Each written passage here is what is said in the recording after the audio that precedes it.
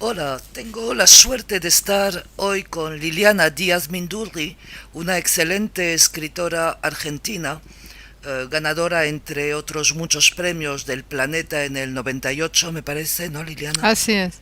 Y que desde hace 30 años aproximadamente viene impartiendo talleres de escritura, tanto de poesía como de narrativa. Entonces, para su nueva página de Facebook, en la cual les invita a formar parte de algún taller de escritura, tanto poesía como novela o cuento, ella nos va a contestar unas cuantas preguntas, aspectos claves, digamos, que luego se profundizarán en los talleres sobre lo que es la escritura creativa. Su taller se llama LDM, Escritura Creativa. Bien, Liliana, te quería preguntar en primer lugar cuáles serían tus recomendaciones, digamos, a una persona que quiere iniciarse en la escritura. Si me hablas de un narrador, quisiera circunscribirme al narrador, porque si no es bastante complejo, pero igual puedo decir que aún para todos los géneros, lo más importante sería la lectura.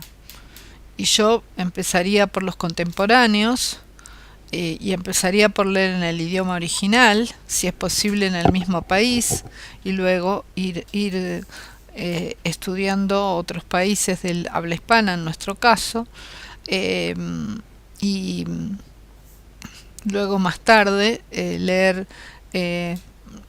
luego de por lo menos 2 años, leer traducciones cuando uno ya tiene un manejo del idioma, del propio idioma.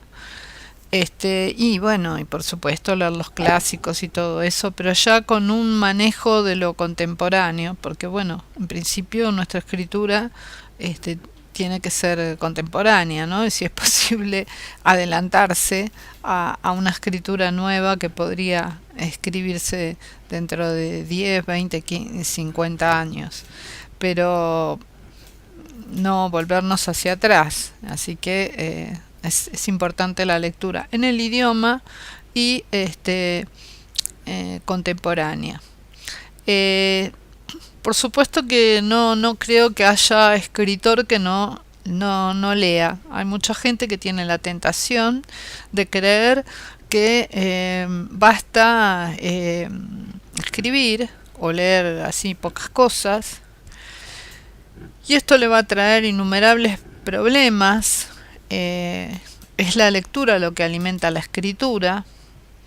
Y incluso yo estoy en contra de una gente que piensa que si no lee va a dejar de tener influencias y no contaminarse, ser más puro y propio lo que escribe, lo cual es imposible, porque siempre estamos siguiendo la tradición de la escritura y todo lo que podamos hacer de original siempre está basado en la tradición. Eh, yo creo que la lectura, ya sea para narrativa o para poesía, es fundamental. No solo en caso de narrativa, no solo la lectura, también la observación. Tenemos que empezar a aprender a ser escuchadores, prestar atención, dejar de hablar, copar las conversaciones y hablar nosotros mismos de nuestras cosas y empezar a escuchar al otro, que es un material de enorme interés sobre cómo piensa otros, cómo siente, cómo lo dice, y también observar la libreta de notas o lo que sea, electrónica o no, siempre tener a mano la posibilidad de anotar todas las cosas que vemos, expresiones que nos interesan, cosas que se nos ocurren, cosas que hemos visto. Me parece que es muy bueno. Y recordar a Flaubert, que hasta cuando iba a un velatorio llevaba su libreta y anotaba observaciones, costumbres, que luego manejaba magistralmente en sus libros. Eh, me parece que bueno, esta sería, digamos, la primera recomendación que tengo para el que escribe. Observar, también observar los gestos, que es muy importante. Creo que un ejercicio muy lindo es anotar los gestos de las personas, por ejemplo, en un espejo, mirar en un café a unas personas que están hablando sin saber lo que dicen, anotar los gestos y luego reconstruir un diálogo, por ejemplo, imaginario. Es un buen ejercicio. ¿Y aconsejarías a un escritor novel, digamos, empezar a estrenarse en un cuento o en una novela? Me parece mejor empezar por lo corto. Es mejor empezar por lo corto para manejar lo largo, pero tampoco hay que tener una receta así absoluta. Yo creo que lo que me parece más lógico es empezar por el cuento.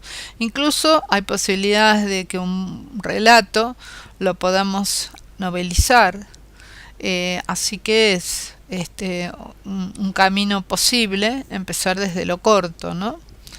Y para mí, yo a mis escritores, tanto de cuento como de novela, les recomiendo estar siempre familiarizados con la poesía porque les va a aportar mucho sobre cómo decir.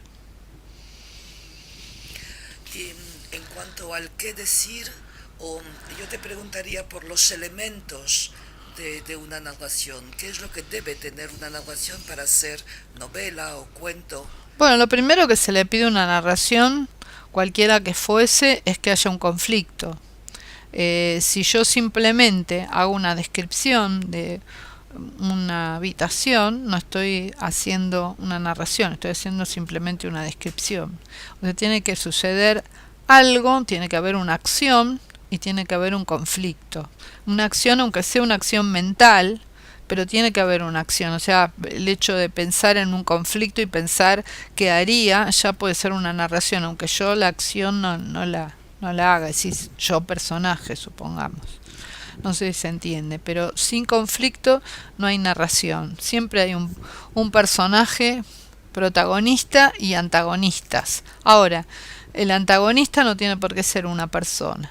Puede ser también una cosa, una inundación, una tormenta, no sé, una situación política o el propio otro yo que tenemos que puede estar en conflicto con nosotros.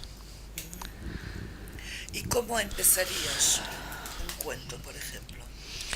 Eh, es muy importante el que el comienzo del cuento me sitúe, o de la novela, me sitúe en el conflicto general de la historia. Porque de esa manera yo capto inmediatamente, sobre todo en un cuento, de qué se trata. Y no tener largas introducciones, que sobre todo en el cuento que es corto, lo que van a hacer es sacarme del tema central y evitarme lo que yo quiero, que quiero que sea sucinto.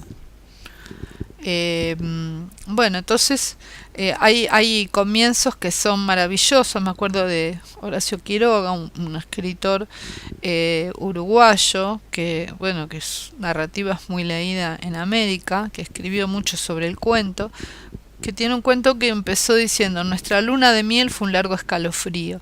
Es muy interesante porque nos llama la atención el oxímoron, que es esta figura retórica de oposición, porque la luna de miel supone que es tibia o ardorosa, pero no fría. Entonces esa luna de miel, que fue un largo escalofrío, enseguida nos incita a querer saber qué pasó. Estupendo, bien, pues ya nos has, digamos, abierto las ganas de que nos cuentes mucho más y nos damos cita para un próximo encuentro. Muchas Buenísimo, gracias. adiós.